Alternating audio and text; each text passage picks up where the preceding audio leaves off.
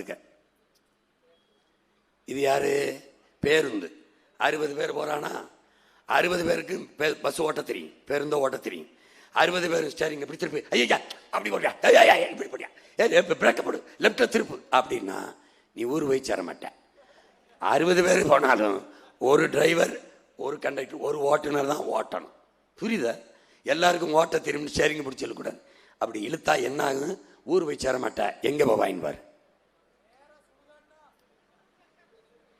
பாரு எங்க போறாங்க.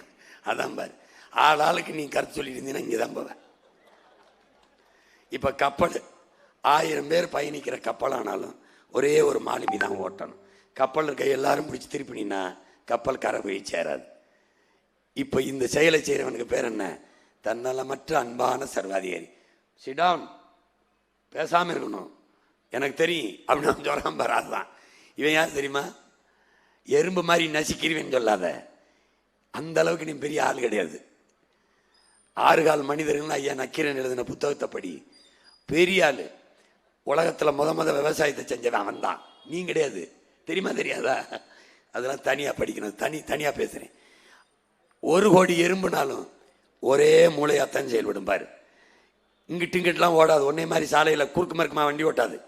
ஒரே எறும்பு, ஒரு முன்னாடி போற எறும்பு எந்த பாதையில போகுதோ அதே பாதையில தான் போகும். ஒரே மூளையாத்தான். மரத்து மேலனா போகும், பாறை மேல போனா, தண்ணிக்குள்ள எங்க போனா போகும், தரையில் போனா போடும், ஒன்னதான் போகும். அதுக்கு பேர் தான் ஒழுங்கு.